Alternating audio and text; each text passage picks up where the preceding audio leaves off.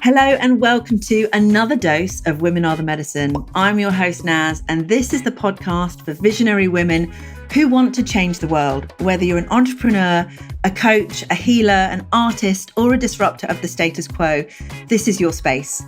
We amplify the voices of women who are leading from the heart, women with a message, a mission, and a deep commitment to creating a world with more compassion, creativity, and equity. And I just want to say a big thank you for listening. We really do appreciate you. And if you are enjoying these podcasts, please share them far and wide.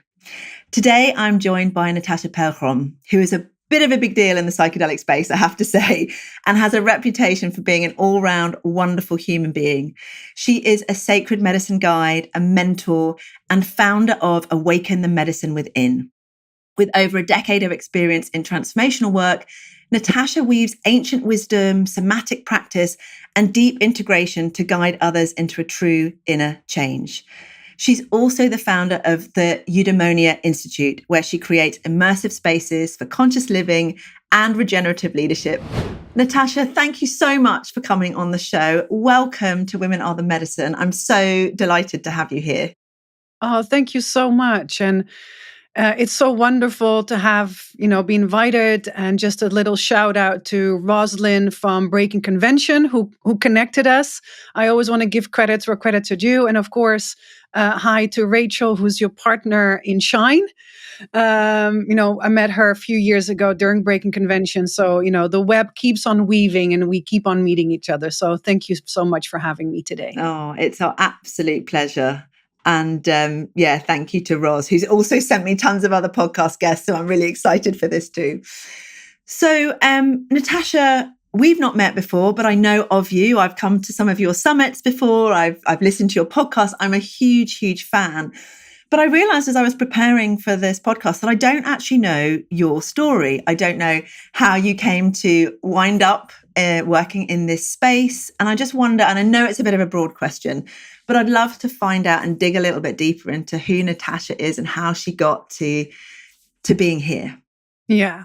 Thank you so much for this question, because this is always an invitation to share a slightly additional story to the main story, and to be creative and be exciting for myself as well. And what will I share today? I don't know. But what I do know is something that I always refer to, and I always want to give credit to that part of myself, because that is what catapulted me in today and who I am and what I bring to life and what I hold as deep presence in the work that I do. And that's the 14-year-old Natasja, because she had a massive curiosity for life and wanted to know things and just always dove deep in. So her first psychedelic experience was at 14 in the Netherlands, with mushrooms. At that time, it was still legal. Now, of course, in the Netherlands, we have truffles containing psilocybin that we can work with. But at the time, it was the full mushroom, the full body. And there were smart shops. So you could just go to a shop and buy it. This was in the 90s. I'm 45 right now. Putting in a little disclaimer that my upbringing is, my mom is Dutch, my father's Portuguese. My mom is super open-minded and knew about everything. So I just want to put that in, right? And I'm also not advocating for every 14-year-old to do this. This was specifically to me.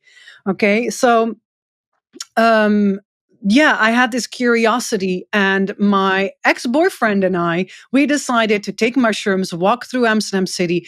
I don't know if you remember those stores where you could buy CDs. Mm-hmm.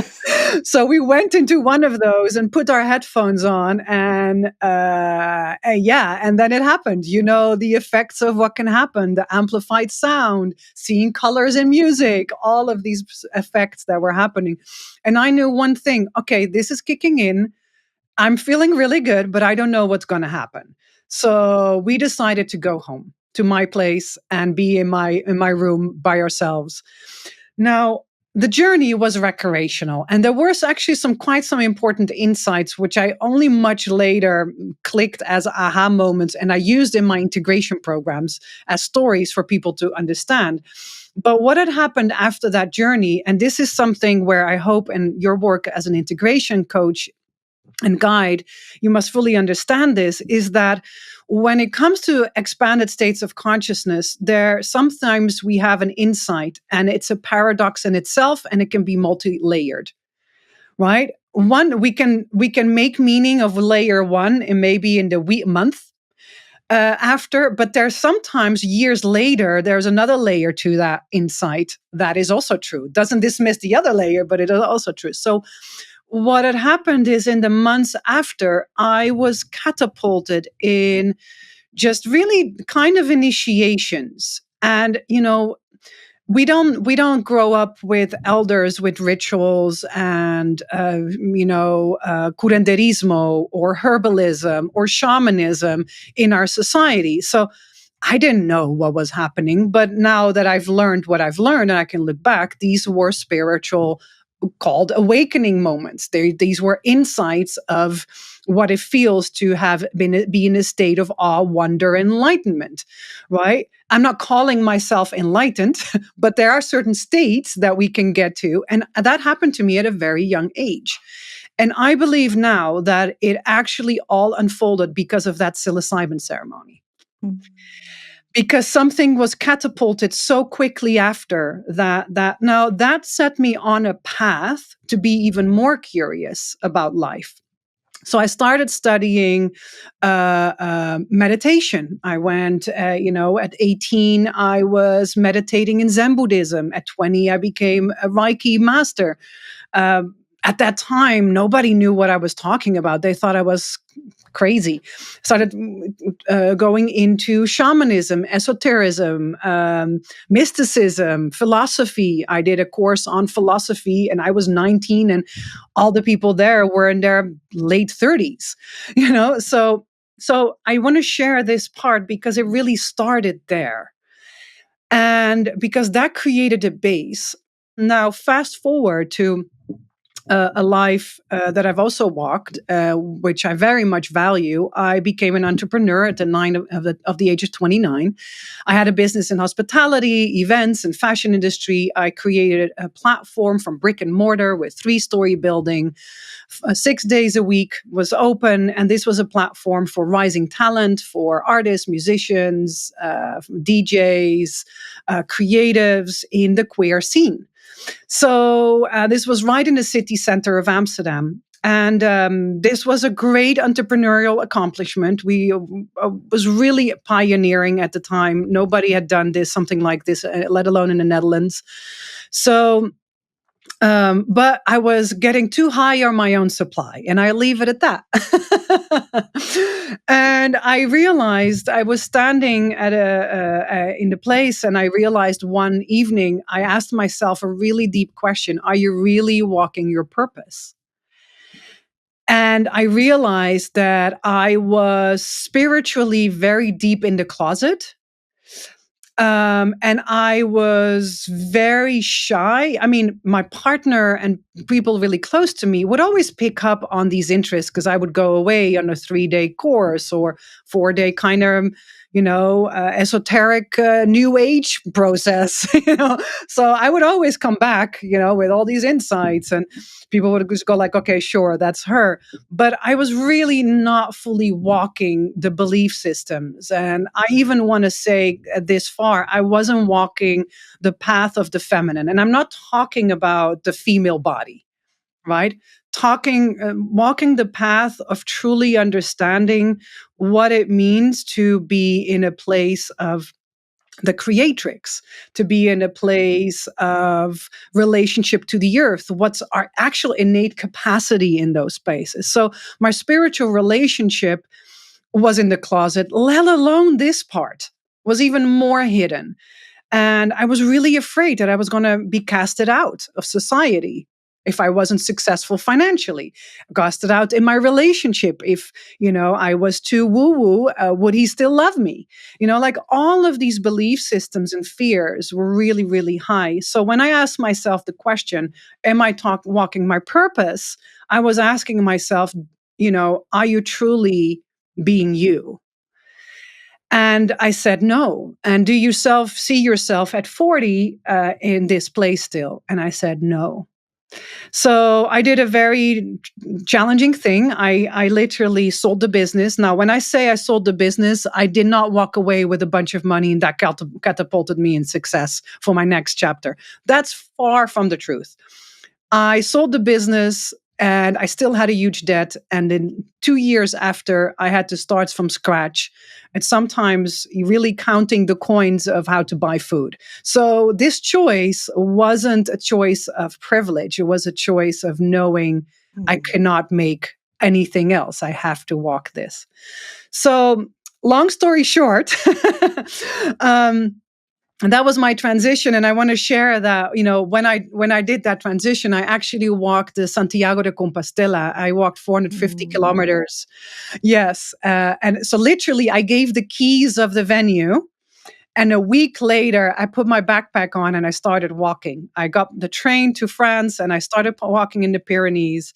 Then at some point I collapsed because I was exhausted. I was basically dealing with a massive burnout, let alone the switch, and knowing that I had codependencies in my relationship and with substances. So I knew I needed to heal and do a lot of things, but what to do? One of my really dear friends, we've known each other for 30 years. She's a Zen Buddhist nun, and she was running with her husband, who was also a monk, sorry, in Montpellier, a monastery. And I ended up there and just did the practice with them.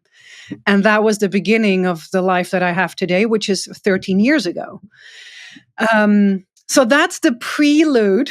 And I'll pause it there because it's already a lot, but that's the prelude of the story of how I ended up stepping into transformational work and psychedelics and all of that. Yeah. Thank you so much for your honesty and vulnerability. I had no idea. I mean, when you started and you said, you came quite early into the psychedelics with your experience with psilocybin, I was like, okay, so it started early and then it carried on. But actually, you took a complete diversion.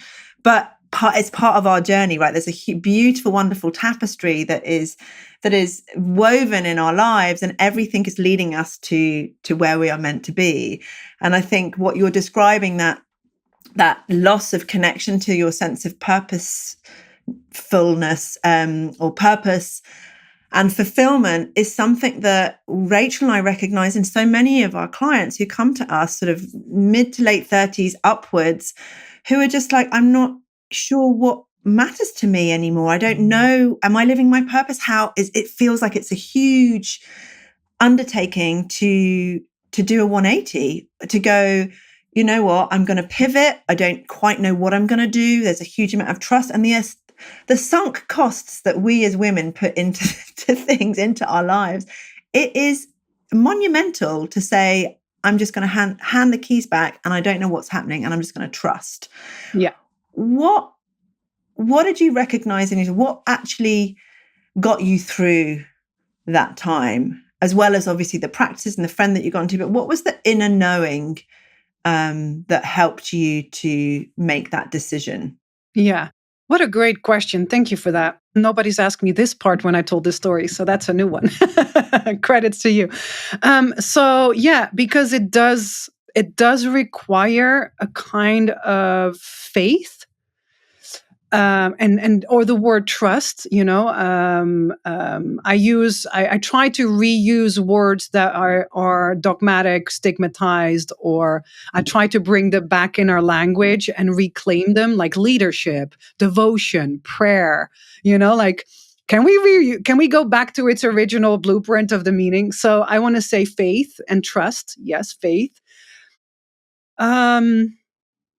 I think when as a child, I've always felt this really intrinsic connection to all of life.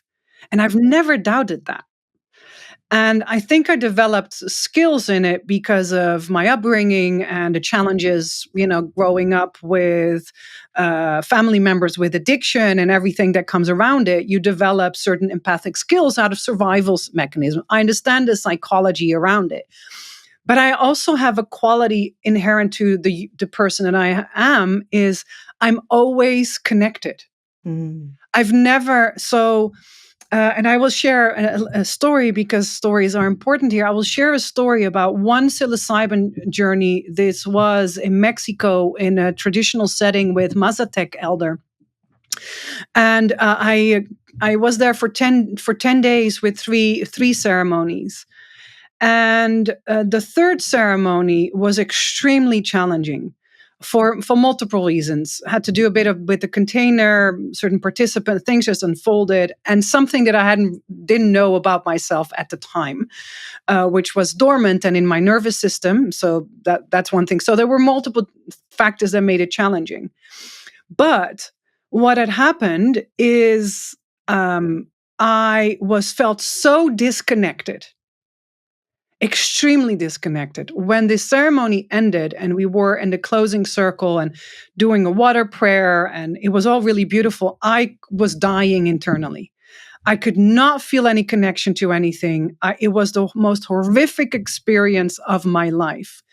But what I realized is that I've always felt connected through feeling what disconnect feels like. And I suddenly felt the big aha moment, but this is what depression feels like. And suddenly, while I'm saying that, my whole body is getting goosebumps, like I'm really feeling it in my system, because I suddenly felt it. Not because when I work with people with, different cases, doesn't mean that I'm not having the capacity to fully feel or be intuitively attuned to the client's needs. But there's a very big difference of understanding what someone is feeling. Mm-hmm. And that feeling was such a gift, it was such a gift of realization. So I think, going back to your question, that connection and that ultimate trust is also instilled by my mother, to be honest. Because my mom knew very well who her daughter was. And at a very young age, she said to me, I know who you are. I will never be able to change you, so let me support you. And whatever will happen, I know you will be okay.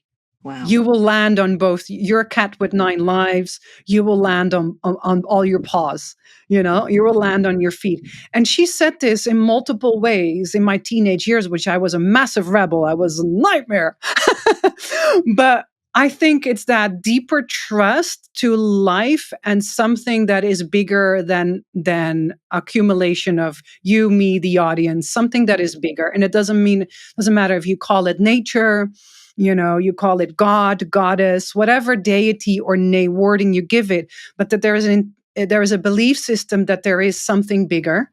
Mm-hmm. The wonder, the awe, the liminal, and then the installment of the parental trust that made those two choices. So 2 stories in one here for you. That's amazing. And you've just clicked something into place for me, because as you were talking about that experience where you felt disconnected, I was taken to my IR experience, which was the most challenging psychedelic experience I've ever had.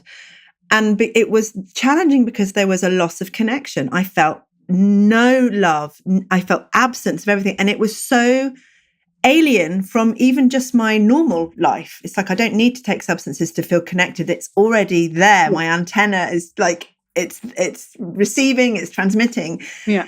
And I hadn't put the dots together that the disconnection was what was putting me into this incredible state of fear and anxiety. It was like, there's nothing for me to connect to. And I'm a somatic journeyer. I don't visualize. I don't know if we talk to our clients when they come on retreats with us, but not everyone sees, magical beings and dragons and visions. For some people, it's quite confusing because they don't have any of that closed eye visuals, and it can make the experience more intense. And that was one of the realizations that I've just had now. Yeah, it was the absence, because like you, I'm empathetic. People say empath. I don't know what that really means. But I do pick up on I'm very attuned to energies there. So thank you for sharing that. No, you're so welcome. And I think this is like an aha moment for maybe others as well. This is why it's important to share stories and to come together and share these aspects, because it's again, there were multiple layers in that, right? It is in the journey, there's just multiple truths in it. But to me, when it really clicked later, when I was after the ceremony, days later, I was like, wow, because indeed fear showed up, anxiety showed up, freeze showed up in that state. And I was like, so connection is the healing binding force. Mm-hmm. And that's, of course, what the main medicine, if we strip it down, of psilocybin is. It's the connector, right? So if it teaches you about disconnect, it teaches you about connection. Exactly. You cannot have repair without disrepair. It's one of those. It's a relationship. Exactly. Right? Exactly. My goodness. And I mean, you have so much experience in facilitating, in holding space, in serving medicine, and obviously working with medicine in your own way. And I know, like us, like Rachel and myself, we often speak to people who are chasing those peak experiences, or people who are like, oh, I really want ego dissolution. That's kind of like the main aim. And that's not the approach that you always take. That is not something that you are necessarily in favor of.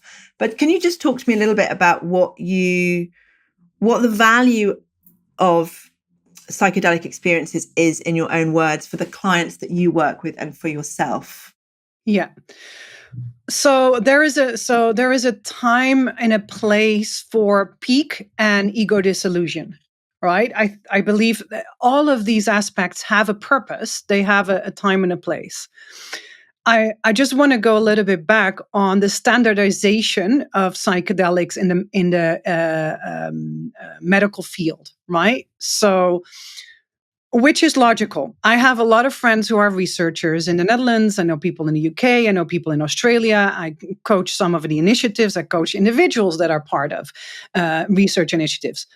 All of them are, dealing, and maybe their position is harder than you and I, to be honest, because they're dealing with a bureaucracy and protocols that are not, first of all, acknowledging holistic integral medicine. There's no acknowledgement of that, right? Maybe here and there, individuals bit by bit. But so the protocolized setting, which you have to do, because if you're going to research something, you have to make a protocol and you have to standard, and everybody needs to take the same thing, right? It's the same cookie cutter. Because otherwise, how will you do your measurements? All logic. There's nothing, I'm pointing no finger to them. This is wrong. However, this is the counterintuitive way of working with psychedelics, because it's not fully understanding that there is a purpose and a buildup with different dosages. One. Second, you need to know who the individual is. One of the ways that I work with people, and as well in my trainings, it's the one thing I say, and it's the most cliche, but it's really, really hard for people to execute, is meet your client, your participant, your mentee where they're at. That means you have to gather a lot of information about not only their psyche, but also their spiritual framework. So you understand. And then their body, their somatic. Because it's this body that will help process the liminal space. It is the body that will help you integrate. It is through the body that you will have access to dormant memory. It is through the body that you will release trauma. So the word psychedelics, which is of course mind altering, and our Western, and I use the word too.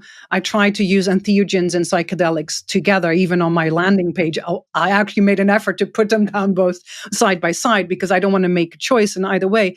But we are emphasizing on the mind, the default mode network, catharsism, which are all valid things for its specific meaning or roles. So that's one. Then once you accumulate that data, you have to understand that for the majority of people in an overactive society where the fight and flight is consistently being triggered already by our phones, if you have red dots on your phone, your fight flight is triggered. This is science. It's not my woo-woo saying that, But so we're consistently in that state. Now, to get people in a state of curiosity, which is the opposite, and a state of learning, you need to walk a specific path with them, which is an integral approach, holistic path, which you have to work through the body again. What is their diet?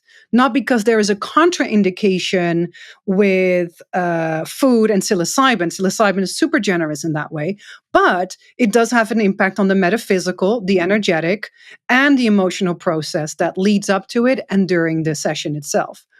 Now, all of what I'm just saying is my experience over the last 10 years, but this is not applied in the research aspect, right? So what happens is that there is an average dose that is decided, that's the average dose they work with. Now, I know from, we have, of course, the coined term of heroic dose, which is to me hilarious because the majority of people could not even start off in that way. But it's again this very cathartic, oh, we need to go there because then we'll gain. It's like our Uber Eats will deliver what we wanted. Our ego will get dissolved and therefore it will have this impact. Yes, with a specific dose, there is a threshold of neuroplasticity and change and belief and healing. Absolutely. But for a lot of people, you have to build up towards it. It is a build-up needed. So then you go from a psychological and physical real safety place. Now, the standard dosing, and I will give 5-MeO as an example, because that is the molecule that I work with, the medicine, the sacrament that I also work with next to psilocybin. And that is probably the most searched after dissolution, peak experience, need. There is, it's like the God molecule is the thing, right? The catharsis. And this is probably in the research setting. I've had people come to me after research with integration challenges with multiple people with a specific dose that I would have never given to them with the conditions, psychological conditions that they're in. And again, I'm not saying that the providers are not well-intentioned. It's just a lack of fully understanding. And people really come in with discombobulation or re-traumatized because they don't have the footing yet. And then there is a really big realization for me is clinical psychology, IFS, family constellation, systems, parts work, amazing modules. Amazing. They're very supportive before and after. They're great. But the actual experience is a rites of passage. The actual experience is in nature shamanic. It's going through the metaphorical length. So let's keep it in metaphors so we don't make too many claims here. But let's say you go through the many different worlds and different parts of our psyche, and you discover parts that are languageless. You discover parts that are from a place of prenatal, from 0 to 3, where we didn't have language yet. It's through the body. It's so in its nature, it's chaotic. In its nature, it's metaphysical. So you can't apply these tools or practices or modalities in that moment. No.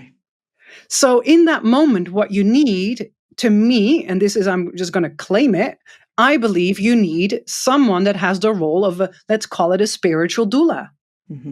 Or someone that understands the cosmology of a liminal space, of expanded states, that has a framework of navigating and understanding. So there needs to be almost like a cooperation between the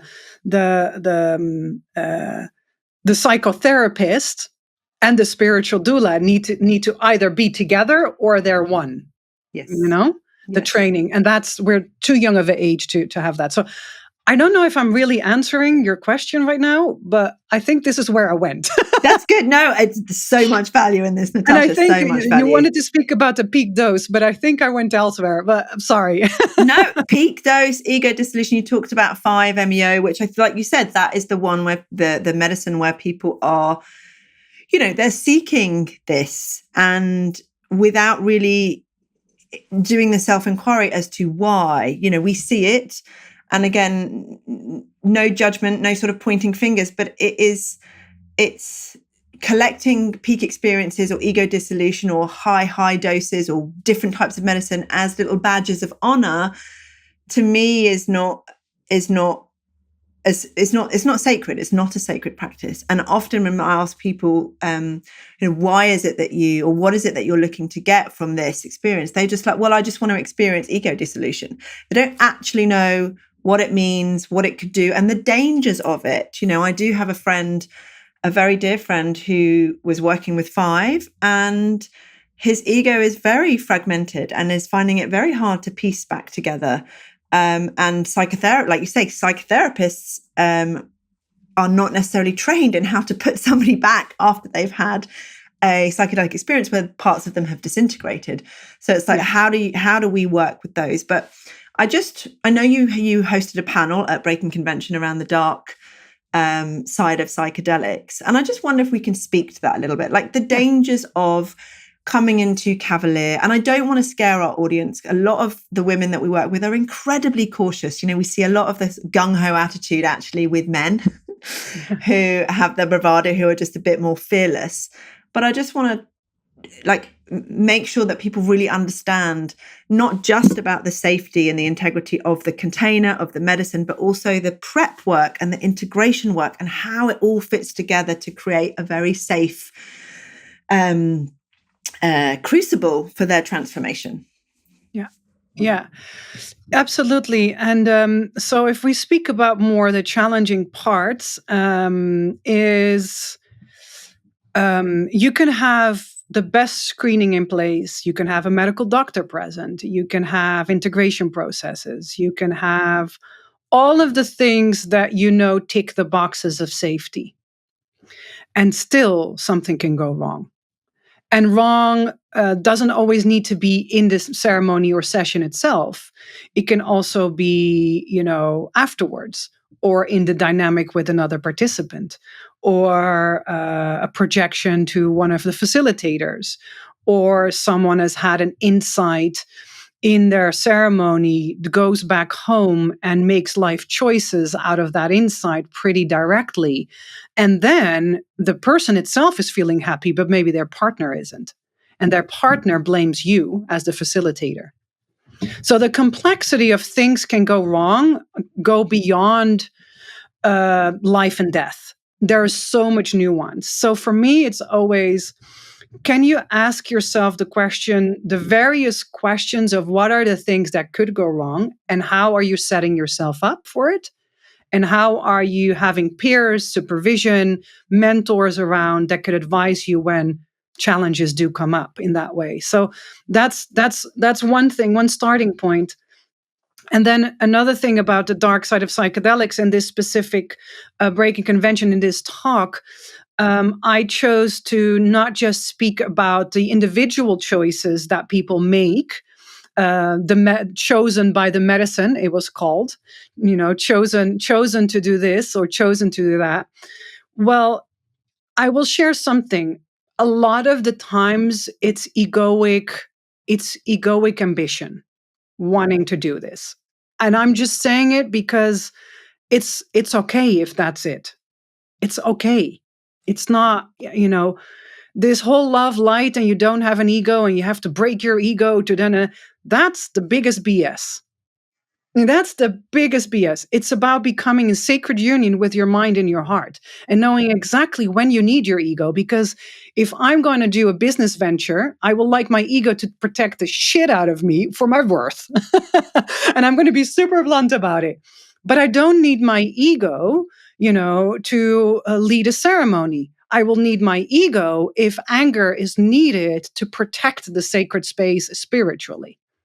But I have a very strong masculine next to me, a male counterpart who protects the space physically. So we know our roles. So we know we don't have to show up with those aspects. So it's that marriage of that sacred union internally that I invite people to look into, and not, ego is the wrong thing. But why I'm naming this is because chosen by the medicine will, like 9 out of 10 times not choose you in that way. If you're asked in a ceremonial setting to sign a contract, that's a big red flag of something very different making its way into your life. Not everything is benevolent. Not everything is all-knowing. Not every plant that you diet has the best interest for you. So this idea that, if I'm in my home right now and you're watching, you're in your home or maybe in a cafe and someone walks up to you and says, "Oh, you look pretty. Where are you from? I like your earrings. Oh, wow, you're so skilled at that. Amazing. You know what you should do? Divorce your partner. Because there's someone else walking by is a better fit." Would you do that? Who would do that? I know. But literally, this is what happens in medicine space. I know. And over and over and over. And so I spoke a little bit about this and gave few examples like I'm doing right here. Now, there's multiple things. People need to be, so the responsibility of the facilitation is extremely high in contextualizing this and helping people not to take things literal.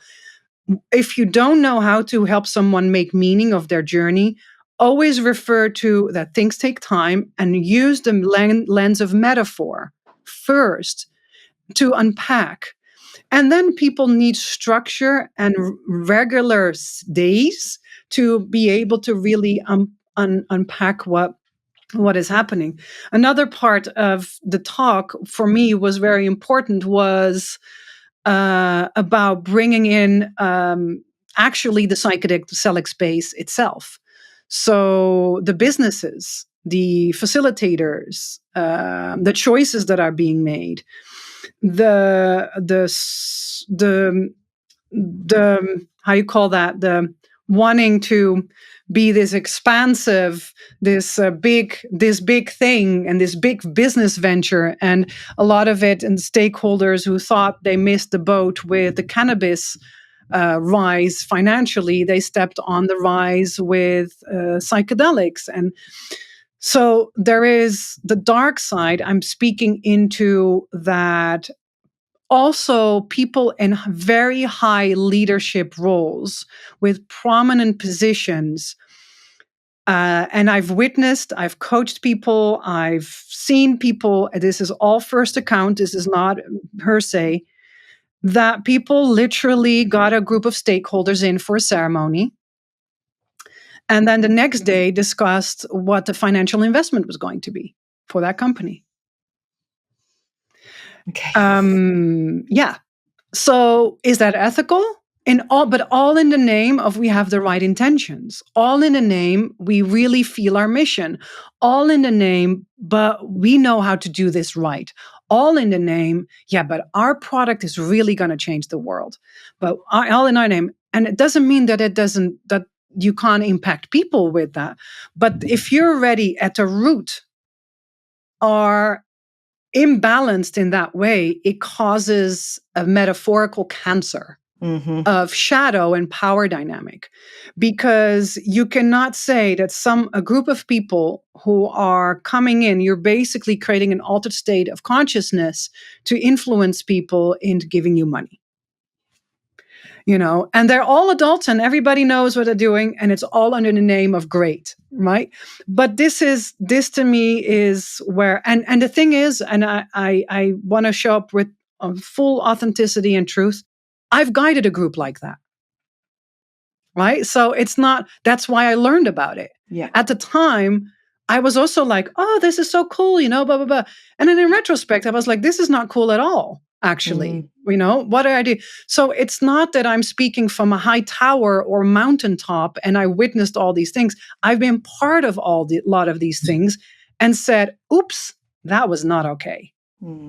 Oops, I need to plug out. Yeah. Yeah. It is easy in this, like when you have worked with the medicine yourself and you understand on a deep level, that gnosis of what the potential could be if people were to work with these medicines intentionally and beautifully. It's so hard not to evangelize and get enthusiastic and, like you say, have your intention, have your mission and think, oh my God, this is a great idea. But then you're completely ignoring that whole disingenuous part, the part where people are vulnerable, they are exposed, they are open to influence and manipulation.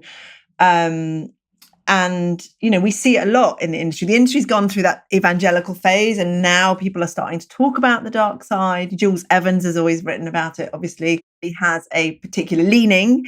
And I just wonder, from your perspective, how do you see psychedelics, entheogens, helping us as human beings going forwards? Like, what's your take on it now, given that you've had so much experience and exposure? Like, what's your feeling about them? Another great question. Thank you. Talking about Jules Evans, he asked me to give a quote for an article about, I think it was the 16 prominent people in psychedelic space and their vision on what the future of psychedelics is. And I gave a quote in there about the importance of psychedelics coming from a place of stewardship, of real responsibility, and I'm leaning also in towards ibogaine. And the way in the US right now, there is a challenge between really co-opting the relationship with the Briti tradition, and they're not giving permission for it to be used in this way. That's a real problem, because that says everything about the colonialized mind that we have. Listen, I'm Portuguese Dutch. I probably have the biases as well. I'm not claiming anything, but that is a real sign to me. And then patenting specific processes. So I said something about stewardship that is important in that article. But what I really wanted to say, I'm going to say here on the podcast, because I said something that was, I was trying to be generative in the way that I choose to show up. But I want to share now that, in a very honest story, in 2023, I decided to actually plug out of the ecosystem energetically, because I've been collecting a lot of data and data, and I mean with talking to other people, sharing my visions that I'm seeing in ceremonial space, insights that I'm having that I don't know enough about, ask other peers, okay, how do you receive this? And I decided to plug out because it was really important to me that I was seeing the field itself almost co-opted with yuck. I'm just going to call it yuck. So, and I was like, wow, am I seeing this because I'm receiving an insight? Am I seeing this because it represents the whole field? Am I seeing this because it relates to me? All these questions I do not have answered. But because I don't have those answers, I decided to have my work, because it will ask me to be in an Olympic level to serve medicine. And I mean very clean, very discernment, very boundaried, and energetically fully knowing what is going on. So when something does happen, you're at your top game. You're at your top game. I used to run about 12 retreats a year. I'm now at 4 or 5. Right? Because if I see that the place is, I don't have the answers, I cannot guarantee the trust that people give me and the level that I want to show up with. And this is an internal choice, right? No, but I never wanted to be financially so dependent that I have to do a ceremony or I have to create a retreat because I'm internally, intuitively thinking, take a step back. Now, I also had some personal things going on, and that choice just amplified by other things. But one of the main choices was actually this. I decided not to go to any conferences anymore. I decided to plug fully out energetically. Now, this year, 2025, I feel there has become a switch. There's an energetic switch of a change happening. But I feel you need to be extremely adaptable, almost like within a day. Like in the morning, you show up, you think, oh, I'm going to launch this thing. And the end of the day, you go like, no, I shouldn't do it.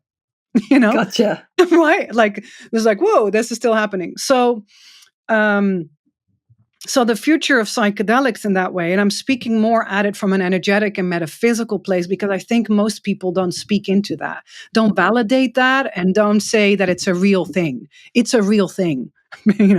I can validate it. It's a real thing in my life. It's an important aspect of the expanded state of the experience of individuals, of understanding. It's a place where we can do remote viewing. It's a place where we can leave messages for other people who are gotten a certain, I'm going to speak in levels, but it's not because it's hierarchical. But let's say you have many different layers into the experience. And at some point you surpass certain layers and you can be in a metaphysical space that is created by another human and meet each other there. I don't think majority of people are really realizing the implications of even creating programs from that place. So I'm looking in more with creativity, visionary work. Yes, you can heal PTSD. You can work on what is my purpose. You can work on your grief. You can create a container where community is important. You can work with microdosing. So, you're a better parent. All of these things are as valid as that other. But for me, I just wanted to speak about the future of psychedelics. I think we're in a pivotal point. We reached a plateau. I think a lot of the retreat containers are great, but a lot of them are not. I also believe that the finances will be more and more challenging. Venues are extremely expensive to rent. It's almost like you're not doing a retreat container for because of a business venture. And I'm high priced. I know I'm high priced. But I also know what goes into it and what goes out of it and what's left over at the end of the day, and what the costs, et cetera, are. So, but in that sense, the future, I believe that the medicine knows exactly in its consciousness where it's going and what it's doing and for its reasons. I believe that certain compounds will retrieve and will not be findable. They will be in scarcity. I believe that we will switch to other practices. I believe that things will become a little bit more communal, like Sunday service, microdose as Sunday service in a circle. I hope that happens because then it's communal, then it's cultural, then it's on each location. I do believe that psilocybin will always be here. And I'm just going to quote a friend, Darren LeBaron, who I had an interview with on my podcast. And when we started, he says, we are mushrooms having a human experience. And I love that quote. If you look at the data and the science between our gut biome, we are mushrooms. We're more related to fungi than we are to plants. Exactly, and that's what it works on. So I think mushrooms will be here. I don't think that will retrieve. But I do think there's coming a different types of wave. And I think that the startup mentality of the psychedelic space is collapsing. Yeah. I hope so. So this is a very honest question. If you ask me this question in 5 months' time, I'm going to put a disclaimer. I might not believe this yet. So absolutely, and that is also the psychedelic way as well. Like nothing is predictable. It's not linear. It's the paradox. Exactly. Yeah. These compounds have been around for thousands of years, and we have worked with them in many, many different ways. And there's so much that we don't know. The more that we learn, the more that I realize, the more that I don't know. It's just insane. 100% true. I love you saying that. That's so true. Yeah.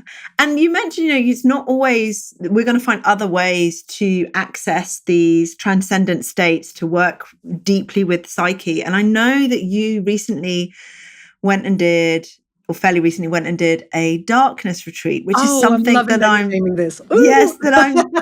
really interested in, because I've sat in Temescal and sweat lodges, and just that darkness alone, of course it's darkness plus heat. It is very, very different, but the darkness has been one of my greatest teachers. And I just wonder, how was the experience for you? Can you tell us a little bit about some of the detail and what you do and what you don't do, and what happened for you? What insights came? How have you grown? What did you learn? I'm so curious. Yeah, I mean, that's a really big question. I'm going to try to keep it a small answer and that it's appealing to the audience and not too personal either. So about 15 years ago, I already felt a calling towards the darkness and darkness sitting. That was from a mystical aspect. But with any medicines on my path, no, even the relationship, I have a very deep relationship with 5-MeO. I have a very deep relationship with psilocybin. I have a very deep relationship with sacred tobacco or mapacho, if you do the Amazonian word for sacred tobacco.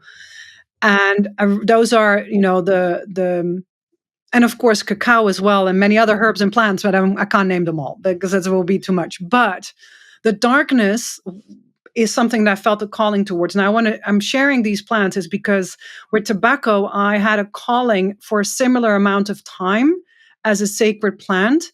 And I actually asked my teachers one time if I had permission for that specific tradition to work with that plant. And she went off and had a dream, and I was supposed to be initiated with a pipe smoker. Long story short, it takes sometimes a very long time for the medicine to show up in that way. Mm-hmm. And I really want to say that to people because true devotional work, if you're here on a path to really be as a devotee to yourself, I'm not saying that you're putting the plant higher up the pedestal and you here and you're bowing down to it. No.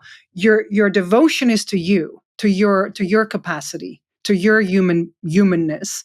And you're seeing yourself as a diamond. It's getting sharpened and sharpened and sharpened, right? With your connection to God. God is the divine, sacred source, the mystery. So when you're in this devotional path, you might feel a calling, or you've received an insight in ceremony. I had received an insight, and a teacher came to me who I didn't know at the time and worked with me with Mapacho actually in the actual ceremony.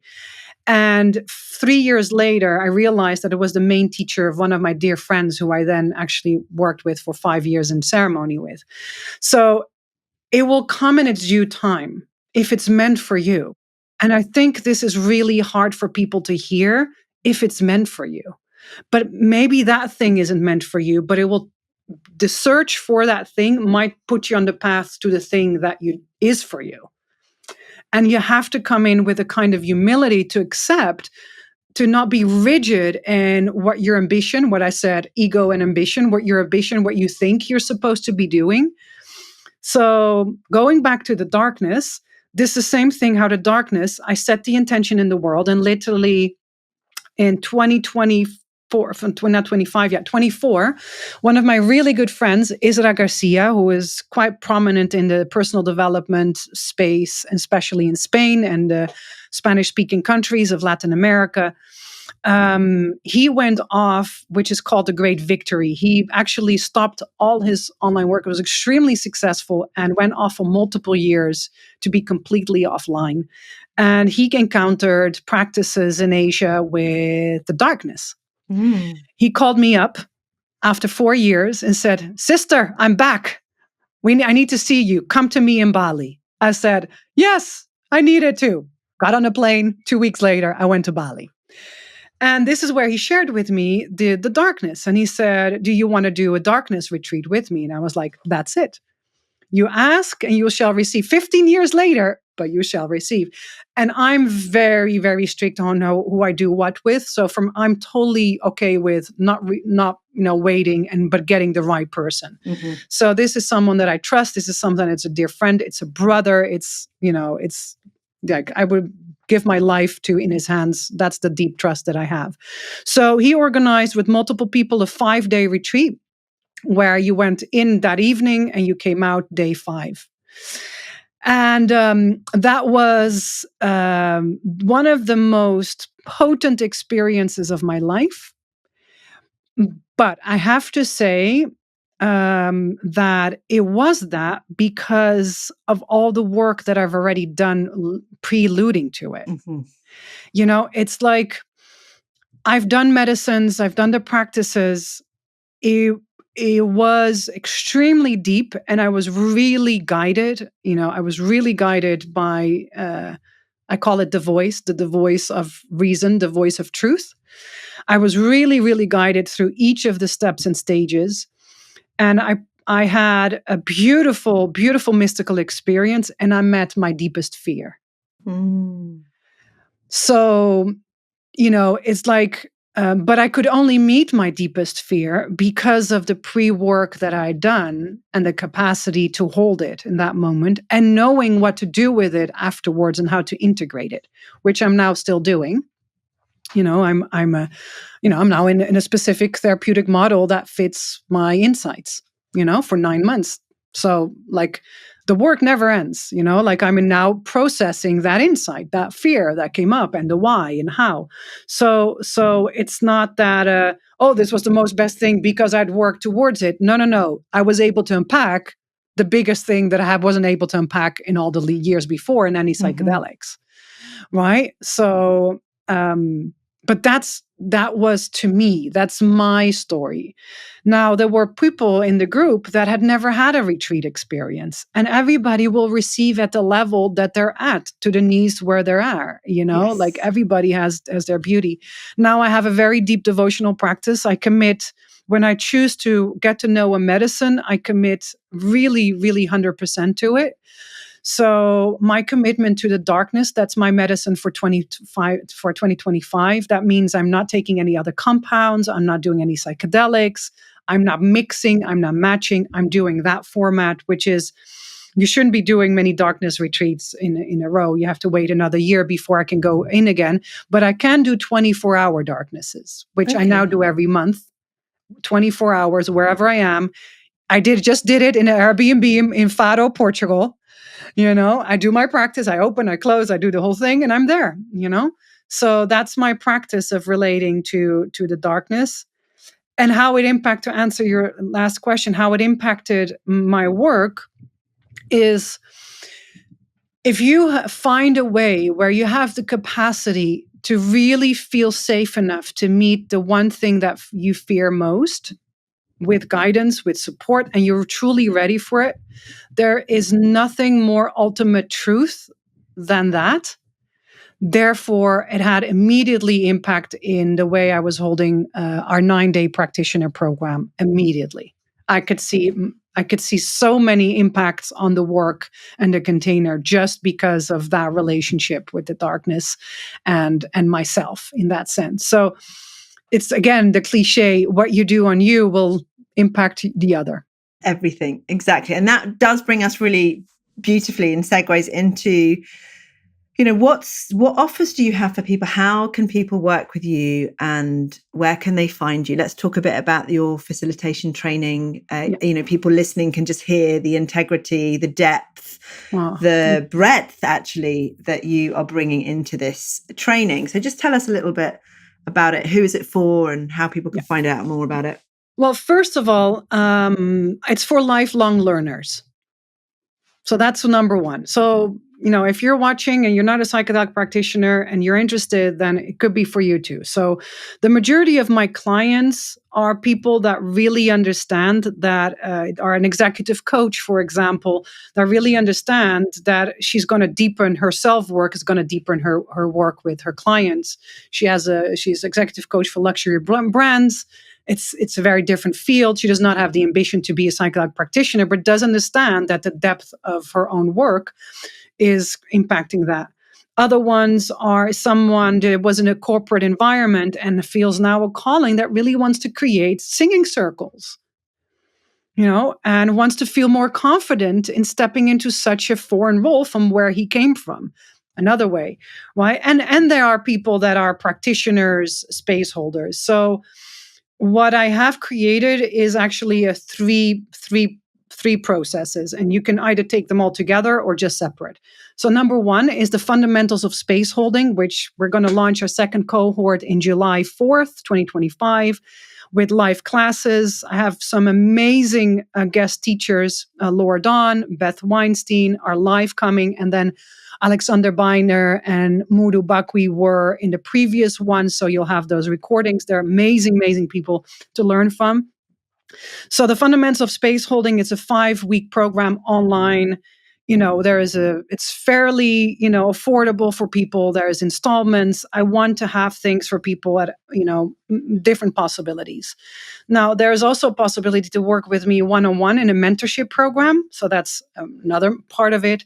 And then I have a yearly program of 9-day for practitioners and lifelong learners who want to deepen the skill of space holding. So that's a 9-day program, and that's next one is next year.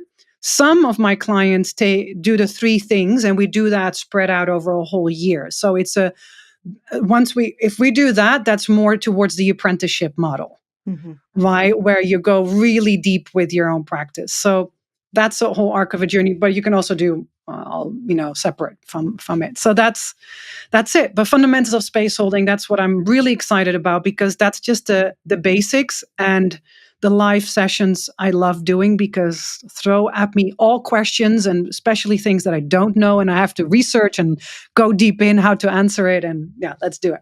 Yeah, So, yes. I love it. Thank you. And of course, you've got your podcast, yes, which I think is relatively new, right? It's 4 seasons. Oh, it's 4 seasons. Okay. Yeah, I started in 2021 actually, but I had stopped for about 8 months. And then I changed the platform, the subscription, and all of it. So yeah. Well, the algorithm's been showing you to me very recently, and I was like, I didn't know Natasja had that. But yes, amazing. Natasja, you've been wonderful. I could talk to you all day. We do have a final question that we ask all of our guests on the show. Okay. And that is, if you were made Madam President of the world for a day and you could implement any law that would stay in perpetuity or any practice, what would you do? And we've had some really interesting answers on this, but I'm curious. Yes, I wanted to go with probably a non-conventional answer for this. I think I'm going to... I think a sacred pause. And what that means is integration. I think 1 month per year where people reset, self-inquiry, community connection. It is not just, it's a cultural requirement and celebrated. I think if I look at the problems in the world, is because what we said here as well together is about the disconnect.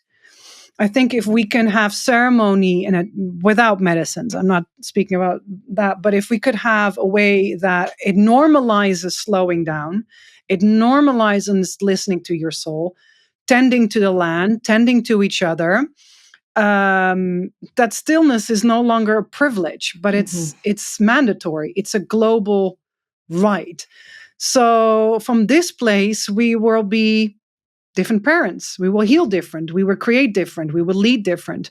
Whereas a lot of traditions all over the planet and that have a 40-day window of integration after and I'm calling it integration. They're not saying integration, but their 40-day window to integrate, a rites of passage or a birth or, different stages.